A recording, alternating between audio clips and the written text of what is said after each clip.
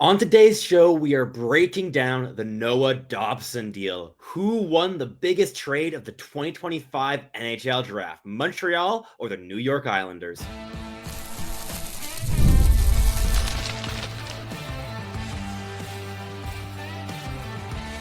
You are Locked On NHL Prospects, part of the Locked On Podcast Network. Your team every day. Hello, and welcome back to Locked On NHL Prospects, part of the Locked On Podcast Network, your team every day. On this show, we break down everything prospects related for you Monday through Friday, 5 days a week. I'm your host, Sebastian High, the USHL scout over at Elite Prospects.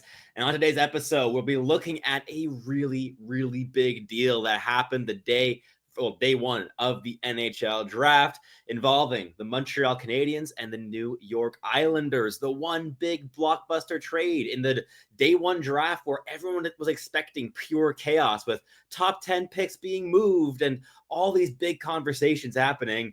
The one big thing that actually materialized on that day was this trade. So we'll be breaking it down for both sides. We'll be discussing first the player that the Montreal Canadiens are getting in Noah Dobson, how he fits in, and why this is such a shrewd acquisition for Kent Hughes, especially at the acquisition cost that Montreal paid. Then we'll look over to what the New York Islanders are getting here because they got great value with the draft selections that they got in this deal. And Emil Heineman is a really underrated acquisition as well. Really great player. And again, that cap space that was freed up there by not re-signing Noah Dobson can be used for other things. And 2/3 of it have already been committed long-term, 8 years to another defenseman. So we'll be breaking all of that down, drawing the conclusions in the final segment, and just diving into this very fun trade and looking how it's a bit of a win-win, but I would say that one win leans more one way than the other. So let's just dive into it and introduce the player at the heart of this entire episode of all these conversations, Noah Dobson. The Montreal Canadiens acquire the 6'4", 194-pound right shot defenseman who's a January 2000 born player and was the 12th overall selection in the 2018 NHL Draft. The same draft, mind you, where the Montreal Canadiens selected Jesperi Kotkaniemi at 3rd overall. And he goes to Montreal alongside an 8-year extension, a full 8 years. It was a sign and trade so that he was able to sign for 8 years rather than a maximum of 7. And that carries a cap hit of $9.5 million, making him the highest paid player on the Montreal Canadiens payroll who is not on LTIR next season because Carey Price is still $1 million above that for the final year of his contract. But he leapfrogs Patrick Laine at 8.7, and as well the entire glut of the first line with Suzuki, Slafkovsky, and Caulfield all falling in that upper end of the $7 million range on those long-term deals. So there's a bit of a difference here in terms of how this fits into the salary structure in Montreal. But as Kent Hughes mentioned in his press conference after the fact, this contract is not going to change negotiations in terms of post-entry level contracts like it was for Suzuki, for Caulfield, for Slafkovsky, and as it will be for Lane Hutson. Dobson's an established NHLer. He's had a 70-point season under his belt, and he's not coming off of his entry-level deal. He's already played in parts of 6 NHL seasons at this point. And that's a different platform that you're negotiating from while negotiating a contract. So there shouldn't be a wrench into the internal salary structure that the Montreal Canadiens have built. But let's discuss a little bit who this player is, who the Montreal Canadiens are getting. And as a reminder, this was a trade of Noah Dobson to Montreal in return for picks 16 and 17 in the 2025 NHL entry draft, which the New York Islanders used to select Victor Eklund and Kashawn Aitcheson, a spark plug winger and a violent defenseman, as well as Emil Heineman, a really intense checking bottom 6 scorer who's still very young and on upwards developmental trajectory. But who's Montreal getting with Noah Dobson?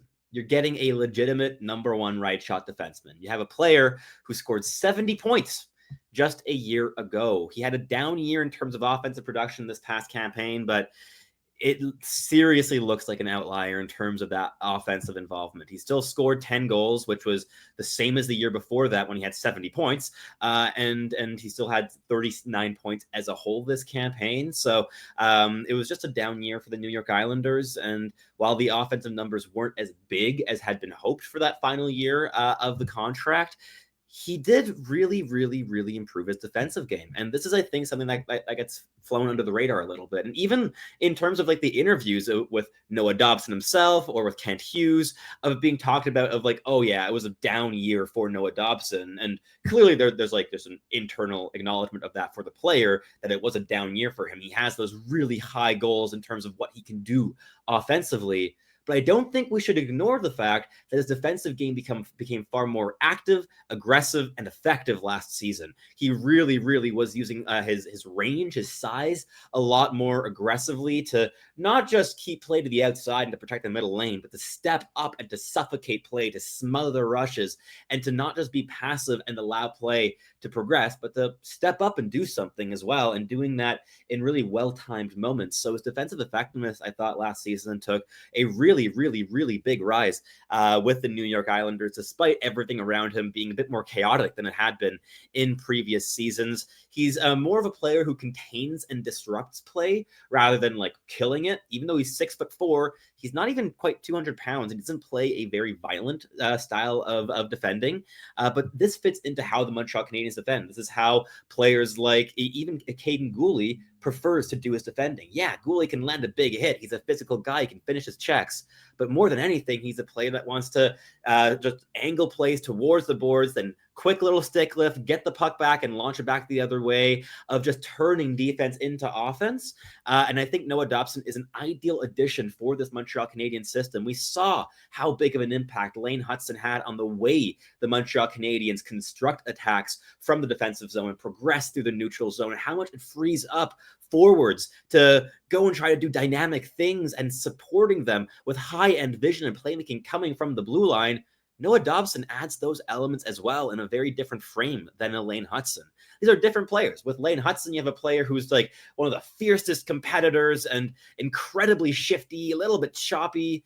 With Noah Dobson, you have a lot more fluidity. You have a lot more range. You have a more powerful lower body with big strides that can close distances really quickly, and just that range to contain a really wide a radius of ice in the defensive zone. I think he's a great addition to what the Montreal Canadiens have building here. He adds different layers while still adding, most importantly, a second elite level offensive defenseman element with the Montreal Canadiens, allowing them to run one of these two guys between Lane Hutson and Noah Dobson for 45 minutes a night, maybe 50 if you stretch it. Like, those two are going to be able to really, really, really get minutes spread out. And I think it'd be a great fit of Kaiden Guhle with Noah Dobson. I think those two would complement each other really, really nicely. I think Dobson would be able to learn a lot of the defensive side of the game from a player like Kaiden Guhle, and vice versa for the offensive activations. I think they'd be very complementary in their skill sets. And with Noah Dobson, you have a player who excels on retrievals and getting exits with control. So I think that's also something that would free up Kaiden Guhle a little bit more from having to be the primary puck mover from his pairing, which has been the case whenever he's played with guys like David Savard in the past. And on top of that, it has to be noted that Noah Dobson has been prone to like the occasional big mistake, and Islanders fans have been very vocal about this since the trade. But on the one hand, when you play the amount of minutes that Noah Dobson does, you're never going to avoid mistakes entirely, especially ones that look a little bit bad. It's going to happen.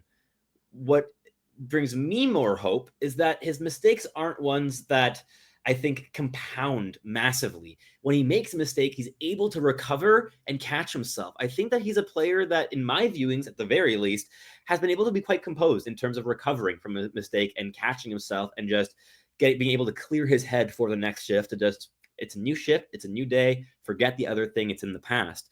And I think that's something that is also important to note here for a player that has had some of these mishaps. And he's still 25 years old. This is still a very young player, right? Like, he's going to be a veteran among the age group of the Montreal Canadiens decor, certainly, but he still is young in his NHL career. So definitely still room to grow in terms of the habits, in terms of the consistency.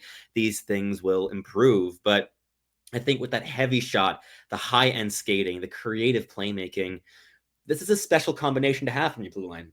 Elaine Hudson and Noah Dobson on opposite sides, being able to do different things to support different forwards as well. I think the right shot forwards in Montreal are going to be so happy about potentially having Noah Dobson feeding them cross ice, hitting them into their wheelhouse. I think he's a really, really nice fit for the Montreal Canadiens. And yeah, they paid a big price, whether it be the price of acquisition of 2 first-round picks and a really good bottom 6 roster player who's still incredibly young with Emil Heineman, and the contract. It's a hefty one, $9.5 million.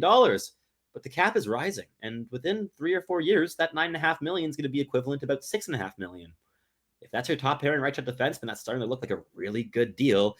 And Noah Dobson's locked up between the ages of 25 and 33. This is entire prime locked up with the Montreal Canadiens, and something refreshing for Habs fans to hear. Not only was Montreal the preferred destination here for Noah Dobson between the ones that were available to him in this trade, he took a discount to sign Montreal. His agent came out and said, like, yeah, we could have gotten more money elsewhere. Seemingly Columbus offered him like $10.5 million or something in that range a season. And no, he signed in Montreal with the Canadian taxes and as well. Look, he's back to the closest team to where he grew up in the Maritimes. I'm very happy to see this. I think the Habs are building something here that is gaining shape. It's crystallizing. And I think that Dobson is going to be a really important part of this future. He's going to have to be at that cap hit at this trade cost. But I think he's a really, really intelligent swing to take for the Montreal Canadiens. And he's a player that a year ago in the offseason, you wouldn't have been able to acquire. He was completely unavailable as a 70-point, 24-year-old right shot defenseman, 6'4", moves the puck great, skates well, all these different elements. And now, with one season with a bit less offense and his contract expired, I think this is a swing for the fences that the Habs are really making contact on. So very exciting thing for the Montreal Canadiens, and also opens the door to potentially using Logan Mailloux in a trade for a top 6 forward in the coming weeks and months if the Montreal Canadiens are still exploring that. And I think that there's no more space for Mailloux. You have David Reinbacher as the very clear future piece in that top 4. So you're going to have Hudson and Dobson and Gooley and Reinbacher long term. Right now, you replace Reinbacher with Matheson. That's next season's top 4, how it's going to be shaping up. And I think that this is really, really fun stuff for the Montreal Canadiens. It's a big swing, but the likelihood of any player in this trade ending up being better than Noah Dobson, relatively low. And I'm a massive fan of Victor Eklund. I think he's phenomenal. But Noah Dobson, in terms of pure value,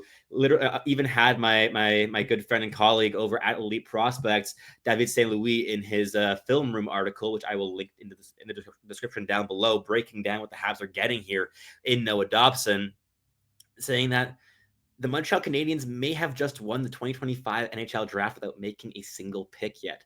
That's how valuable this pick could be. But none of the prospects in this range are going to be of the caliber of the upside of a Noah Dobson. This is a very exciting time to be a Montreal Canadiens fan, and I think that this is a really, really smart acquisition in the first big win-now move of the Kent Hughes and Jeff Gorton administration. So very exciting times for the Montreal Canadiens, but right after these messages, we're going to dive into what the New York Islanders are getting here, and there's some real substance in it. So New York Islanders fans, might hurt and sting to lose Dobson, but you're getting a whole lot in return here, which we'll break down right after the break. Looking for a snack that's both delicious and nutritious? Crack into a good source of protein with Wonderful Pistachios. Wonderful Pistachios are one of the highest protein nuts. Each 1 ounce serving has 6 grams of protein, giving you over 10% of your daily value. Plus, they're packed with fiber and better for you unsaturated fats that help keeping you feel fueled for longer. Personally, I love the no-shells variety. They're the perfect snack for my grab-and-go days, whether I'm at my desk, on a road trip, or just need that quick protein boost. They're always my go-to. And if you love that satisfying crunch when you crack open every single shell, the in-shell variety are a classic favorite. Get snacking and get cracking with a snack that packs a protein punch. Visit wonderfulpistachios.com to learn more. All right, let's keep this episode rolling here in the second segment, breaking down the Noah Dobson trade, but now we'll be focusing on the New York Islanders. So, Isles fans, who are you getting in this deal?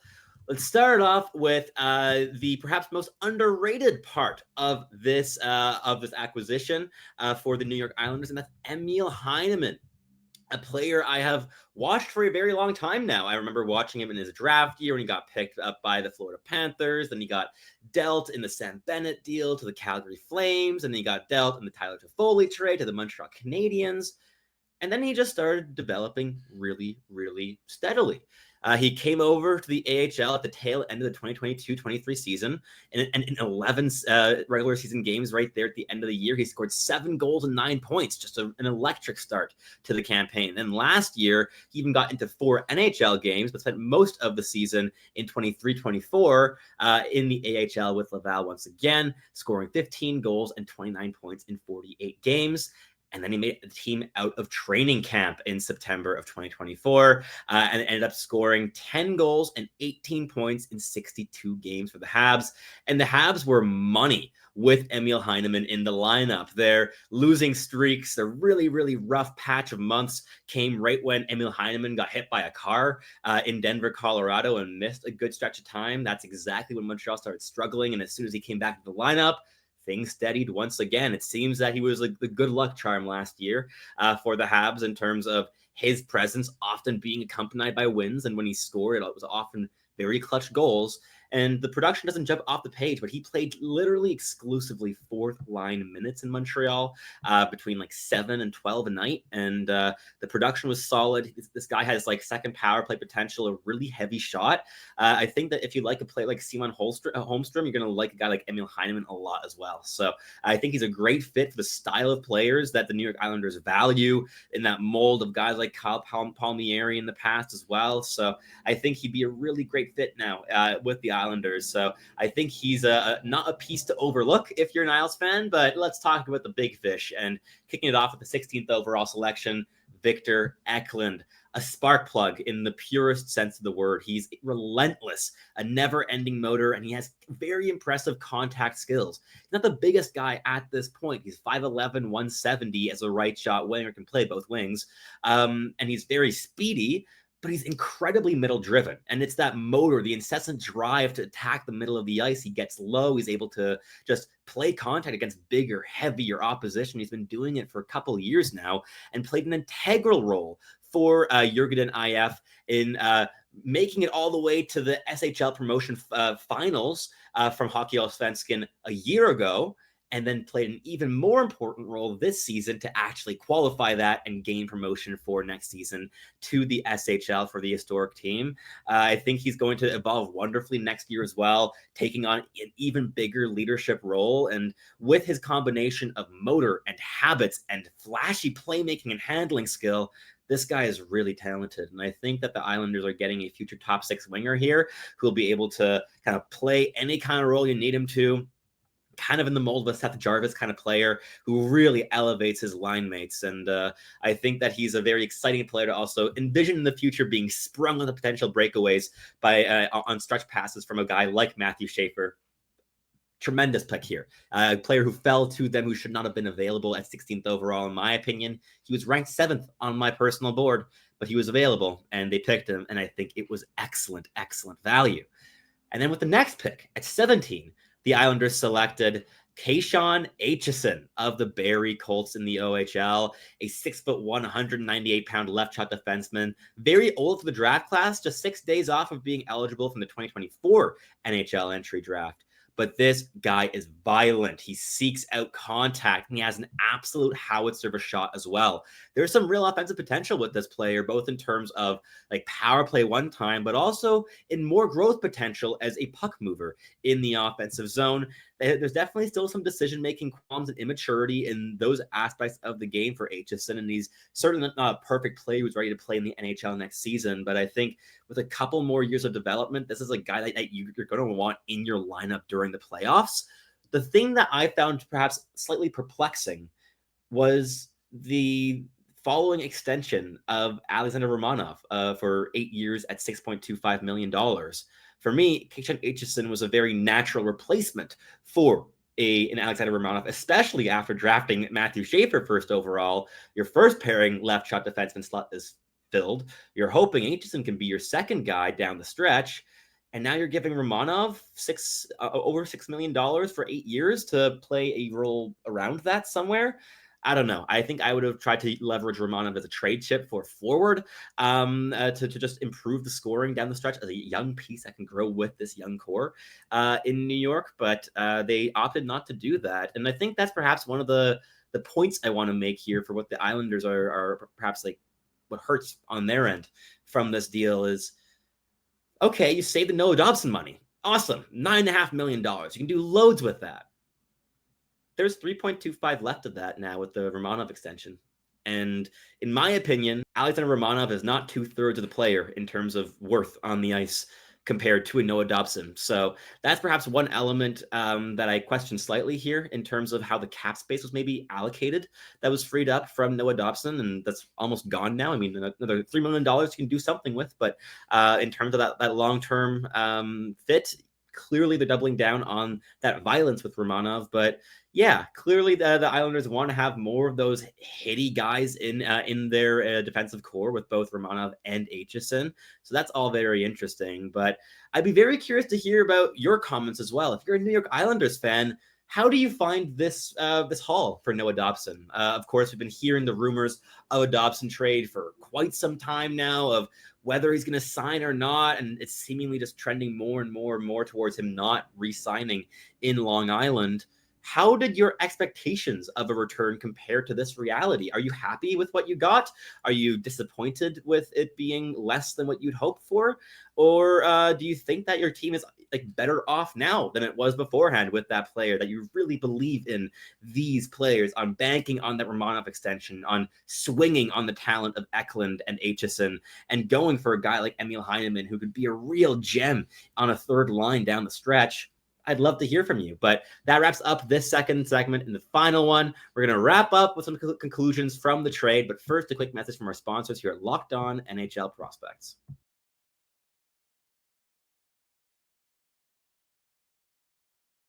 Alrighty, so let's talk a bit more about perhaps the broader scope of this deal and the ramifications it has on these respective lineups. So the Montreal Canadiens had a lot of capital in terms of draft picks and in terms of prospects. You don't have enough contract to hand out to everybody, and the Habs leverage that by sending 3 valuable assets the other way in order to get the best player in this deal in Noah Dobson, and spending big cash as well to make that long-term fit work for 8 years at $9.5 million. Clearly a player they believe in massively. I think he's a very natural fit now with how the Habs are built long-term. You have a clear top 4 today with Mike Matheson being the fourth player to the clear trio of Lane Hudson, Noah Dobson, and Caden Gooley. And then in the future, you're hopefully going to see David Reinbacher take on that role. So where does that leave a guy like Logan Mailloux? You're going to have guys like Jaden Struble and Adam Engstrom fighting it out for that third pairing spot on the left side, not to mention Arbor Jackeye. There's a lot of players now on the blue line for the Montreal Canadiens, and there's definitely now room to freed up to maybe move one of those pieces, whether it be a Mailloux, whether it be a Matheson, whether you want to move a young guy or an older one, whatever fits, especially in terms of making the cap space work, because the Habs are now over the cap with Carey Price not yet on LTIR. We're going to see what they end up doing. Are they going to move that Price contract? Are they going to maybe move a guy like a Gallagher or an Anderson if they're able to get Gallagher to waive his no movement clause? I'd be curious to see what the Habs do now, because I don't think that they're done. I think they're still targeting a top 6 forward to really have a clear group of players that you're building with from now on. Right? If you get another top 6 forward, then you have obviously your Suzuki and Caulfield and Slavkovsky line. Then you got Ivan Demidov. Then you get a guy like Jordan Kyrou or another top 6 player in that mold. And I mean, if you're playing Demidov at center, which they might possibly consider if they end up trading for a winger, then you got Patrick Laine on the other side for a one-timer. Like, there's a lot of options now there in Montreal, and you still have players like Alex Newhook and Kirby Dach to fill out that top 9. And yeah, I think that's kind of the next move, the next step for the Montreal Canadiens. That's going to happen now in the next days, in the next weeks, or maybe it won't happen for the next 8 months. It might take some time for this deal to materialize. I'm very curious to see what ends up falling into place. The New York Islanders, I think that perhaps the lineup looks a bit more like chaotic now than it did before the trade, especially because there's the big question now looming: who's going to play the right side in New York, both in the short and long term? You now have a very clear that left side, right? Of you invested in Schaefer and in Aitcheson and in Alexander Romanov, and you still have the Pelech and Pollock. I forget which one's the left shot. And I think that you have a lot of bodies there now. But who's playing the right side? I think you still have Scott Mayfield, right? You have the other one of the Pelech pairing.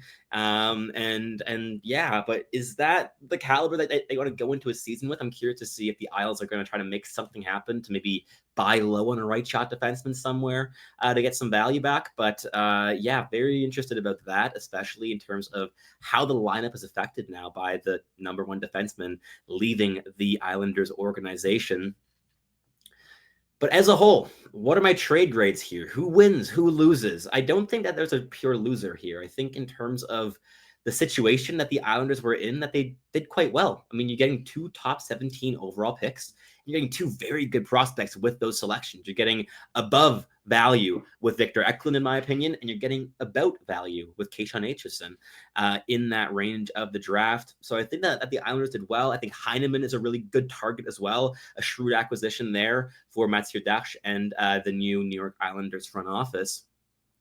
I would say it's a win-win given the circumstances. On paper, I would say it's the Montreal Canadiens' victory because they got the best player in this deal, a player who took a discount to sign, a player who's going to add both balance and diversifying the offensive impact from the blue line in Montreal, while also adding a little bit of size and range, even if it's not necessarily the most like violent implication of physicality. Though at the net front, Noah Dobson does get his nose dirty and can like topple guys over. Like the net front physicality is the place where you can maybe build from to add more physicality in different areas of the game with Dobson, but it just isn't his biggest strength. And I think, yeah, with the Islanders, you did well enough with the situation.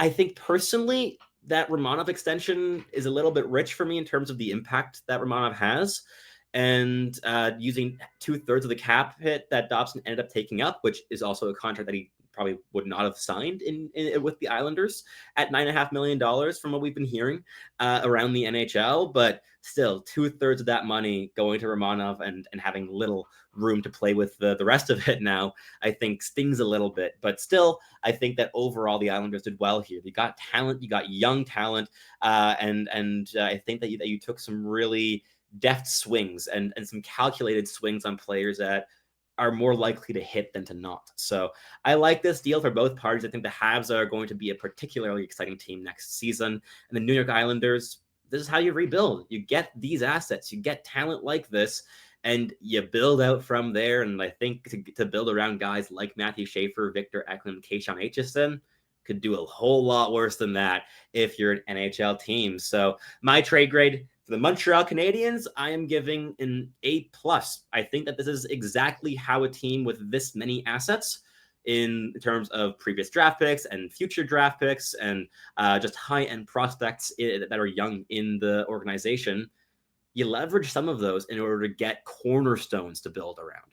Montreal has enough pieces to kind of fill in gaps in the lineup for many years to come, but you still needed some guys to build around, and Dobson is a big piece of that puzzle. I think for that reason, the Habs win this deal in my eyes with an A+ grade, but I think the Islanders will get an A- here. I think in terms of the situation, you still did quite well here, especially considering that Dobson also had a say kind of in the destination, that he had some leverage in deciding where he's going, in terms of also getting him with a sign and trade extension, and Columbus obviously suffering as a result of that, who had offered a package including a first-round pick and Dmitry Voronkov. But yeah, I think the Habs did great. I think the Islanders did well. But what are your thoughts? So let me know in the comments down below who's your winner of this trade, who's your loser. What are your takeaways? Where is each team trending, and how do you think that this trade is going to look 5 years down the line. I think that Noah Dobson is still going to be a top pairing, minute munching, right shot defenseman at the ripe old age of 30 years old at that point. But you're going to have guys like Victor Eklund already playing second line or higher minutes in the NHL, and a guy like Kashawn Aitcheson maybe trying to entrench himself in the second pairing capacity, while maybe playing a bit more on a third pairing still at that point. And Emil Heineman just being your plug and play, bottom six, hardworking, checking, scoring winger. I like this deal. This was a whole bunch of fun. I'm glad that we had a blockbuster at the draft, even though none of the massive chaos, like top 10 picks got dealt in the end. This was a very fun one. So thank you so much for tuning in and listening to this analysis. If you want to listen to more, we got loads of content still coming your way in the coming days with scouting reports and breakdowns of how different teams did. How did your team do? Whether it's the Montreal Canadiens, the Chicago Blackhawks, the Anaheim Ducks, the San Jose Sharks, the New York Islanders at the draft. We'll be breaking all of that down in the coming weeks. So much to be excited about. That's all from me today. Thank you so much for listening, as always, and I'll catch you listening again very, very soon.